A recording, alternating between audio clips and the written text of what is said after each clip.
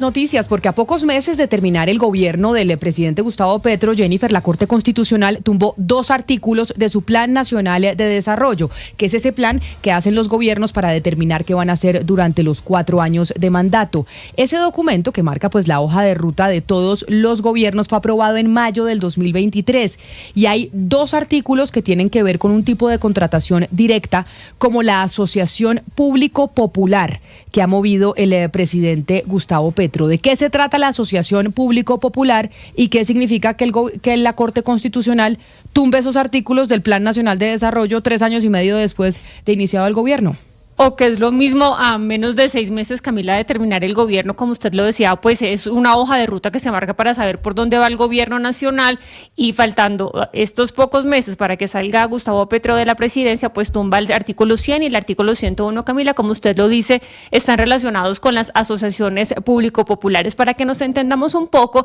digamos que la forma tradicional de contratación en Colombia ha sido así: el Estado contrata a un gran contratista, luego vienen los subcontratistas, y luego vienen los operadores locales que hacen las obras para las cuales se contrata. Lo que quería esta asociación público-popular, Camila, es Estado directamente va a una organización comunitaria por contratos de mínima cuantía para hacer placahuellas, proyectos de vivienda, para hacer proyectos de alcantarillado, etcétera, etcétera. Esto lo que pretendía, Camila, es, pues si hay una contratación más directa con una organización comunitaria, se ahorran intermediarios, con lo cual pues es más barato el proyecto, los sobrecostos administrativos y, por supuesto, menos riesgo de cartelización empresarial, que usted sabe que en Colombia hemos sido expertos en temas de corrupción a la hora de contratar estas obras. Pues dice la Corte Constitucional que esos 2 artículos que hacen referencia a la llamada economía popular, que hemos escuchado tanto al presidente hablar sobre eso, no tienen muchísima claridad y por eso, pues básicamente los tumban. No conocemos todavía la sentencia completa de la Corte, pero sí conocemos algunos de los argumentos de los demandantes, Camila, que son 4 abogados, entre ellos la invitada que usted nos tiene en este momento. Pues una de ellas es Carolina Dake y nos acompaña a esta hora en Mañanas Blue. Abogada Dake, bienvenida. Hola Camila, buenas tardes, gracias. Mire, antes de que nos empiece a explicar de qué se trata esta demanda y que al final la Corte Constitucional le da la razón, pues yo no puedo obviar, y por eso se lo tengo que preguntar, que usted es la primera dama de Bogotá. Esto obviamente entiendo que es en su ejercicio como abogada, porque usted tiene su carrera aparte de la de su esposo, que es el alcalde Carlos Fernando Galán. ¿Algún tipo de problema tuvo usted a la hora de presentar la demanda con los argumentos y demás de que usted fuera la esposa del alcalde Carlos Fernando Galán y que le dijeran que por eso y por algún tipo de oposición estaba presentando esta demanda ante la Corte? Bueno, realmente mi esposo se enteró después de que la demanda ya estaba radicada. La preparamos con un grupo de abogados, con Manuel Enrique Cifuentes, con Alfredo Fuentes, con Luis Miguel Gómez. Pues realmente es un proceso académico. Yo soy profesora de varias universidades en materia de contratos estatales, y pues fue en el marco de ese ejercicio profesional que surgió la real necesidad de presentar una demanda de inconstitucionalidad contra 2 artículos del Plan de Desarrollo que realmente pues violaban todas las normas superiores, como así lo reconoció la Corte Constitucional. ¿Y por qué violaban esas normas superiores? El presidente Gustavo Petro, desde que empezó su mandato, siempre dijo: acá queremos contratar con la comunidad, con los sectores populares, los que saben precisamente de lo que les afecta directamente en sus regiones. Y fue cuando vimos que las juntas de acción popular podían empezar a pavimentar algunas carreteras, algunas vías, etcétera, etcétera. ¿Por qué eso no se podía hacer? Bueno, realmente hay varios argumentos, no todos ellos fueron acogidos por la Corte Constitucional.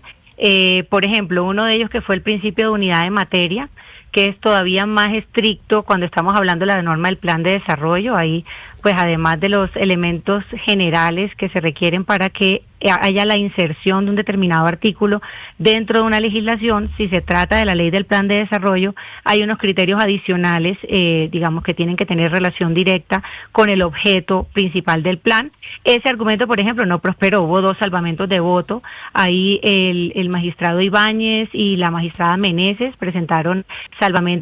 aclaración de voto en relación con ese argumento, porque ellos consideraban que también había violación al principio de unidad de materia. Entonces, no todos los argumentos de la demanda prosperaron en relación, por ejemplo, con el de unidad de materia, que nosotros considerábamos que también fue desconocido. Pues lamentablemente la decisión mayoritaria no acompañó ese argumento, con las aclaraciones, como digo, de los magistrados Meneses e Ibáñez, que consideraban que además ese también estaba violado. Pero había otros, por ejemplo el de legalidad, que en contratación estatal existe una reserva de ley, por ejemplo. Entonces, el legislador tiene una obligación, un mandato por vía de la Carta del 91, específicamente en el artículo 150, en el inciso final, ahí aparece una reserva legal que se le asignó al Congreso para que fuera el propio Congreso el que expidiera ese Estatuto General de la Contratación de la Administración Pública. Y principalmente los elementos que tienen que ver con la creación de modalidades de selección, con la creación de causales para acogerse a las diferentes modalidades, porque pues obviamente no haríamos nada si por vía legal se crea una modalidad, pero si el Ejecutivo de turno tiene la discrecionalidad de decidir cuándo acogerse a una y otra, pues si así fuera, pues siempre creo que contratarían es decir, abogada, que una de las trabas era la discrecionalidad que tenía el Ejecutivo para determinar qué obras hacía y cuánto se le asignaba, por ejemplo, a una organización comunitaria. Ese es el principal problema, porque lo que hemos mencionado ahora y hablando con personas que se han beneficiado o barrios o pueblos que se han beneficiado de este tipo de contratación, lo que me han dicho es, mire, es que fueron mucho más rápidas, mucho más ejecutivas, utilicemos de hecho mano de obra de la zona y pudimos tener, por ejemplo, nuestra placa huella, es decir, me han dado beneficios, pero usted dice, el Ejecutivo era el que básicamente decía qué se hacía, cómo se hacía y cuánto se daba, ¿es así? El principal argumento tiene que ver con la reserva de ley, el hecho de que no fue suficientemente claro y dejó una excesiva discrecionalidad para que el gobierno decidiera cómo cómo asignar la ejecución de esos recursos. Es decir, efectivamente fue uno de los principales problemas. Otro de ellos es que al poder delegar a uno de los departamentos del gobierno la regulación sobre qué significaba la economía popular, cuáles eran los mecanismos para contratar por la vía de las asociaciones de iniciativa popular, eso también generaba un exceso en la potestad reglamentaria. Entonces tenemos por un lado violación de la reserva de ley porque el Congreso no hizo todo lo que debía hacer y por otro lado un exceso en la potestad reglamentaria teniendo en cuenta que se le asignó al gobierno una reglamentación que en realidad corresponde al legislador. Y eso no solamente es un asunto de puro derecho, porque uno creería, ay, pero esto parece como una excesiva formalidad. No, hay unos motivos por los cuales la propia Constitución, que digamos no es optativa, sino que tiene que respetarse y desarrollarse de la manera en que fue adoptada por el constituyente en el año 91, hay un motivo por el cual eso se hace de esa manera y es evitar la excesiva discrecionalidad en la asignación de los contratos. Lo que se busca con el régimen existente de contratación estatal es que haya selección objetiva. Eso es lo primordial, que haya idoneidad en la selección de los proponentes, que haya selección objetiva, que haya libre competencia, que los procesos sean abiertos, que una pluralidad de oferentes pueda presentar ofertas y que la mejor oferta sea la seleccionada para ejecutar esos contratos. De hecho, entre más importantes sean los contratos, con mayor razón debemos contar, y salvo que exista una causal de ley que nos permita separarnos de los procedimientos tradicionales, con mayor razón debe haber una pluralidad de oferentes que nos permita escoger lo que es más beneficioso para el Estado. Por ejemplo, si miramos el artículo 100, que es uno de los que fue demandado y declarado inexequible, ese artículo 100 es para casos de hasta la mínima cuantía, ¿cierto? En las de mínima cuantía hay un procedimiento que está creado por el legislador y que en ese procedimiento se escoge al mejor oferente, que significa el menor precio.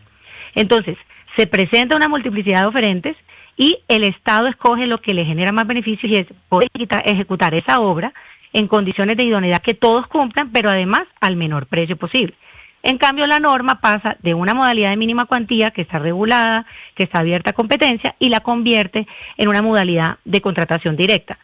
con el agravante de que lo hace sin determinar claramente quiénes son los que pueden optar o acudir a este mecanismo. Esa definición no está en la ley, sino que se necesita una reglamentación para que podamos entender quién es realmente el beneficiario de este sistema de economía popular y comunitaria. Entonces, realmente no es el concepto de la economía popular lo que es objeto de demanda, sino es el uso de la economía popular y comunitaria, en el caso del artículo 100, como forma de separarse de una contratación de mínima cuantía, que es la que debería proceder, y en su lugar someterlo a una contratación directa, porque no es asunto de poco a monta cuando estamos hablando de proyectos de infraestructura, vías terciarias, caminos vecinales, proyectos inclusive de eficiencia energética. Con mayor razón, si son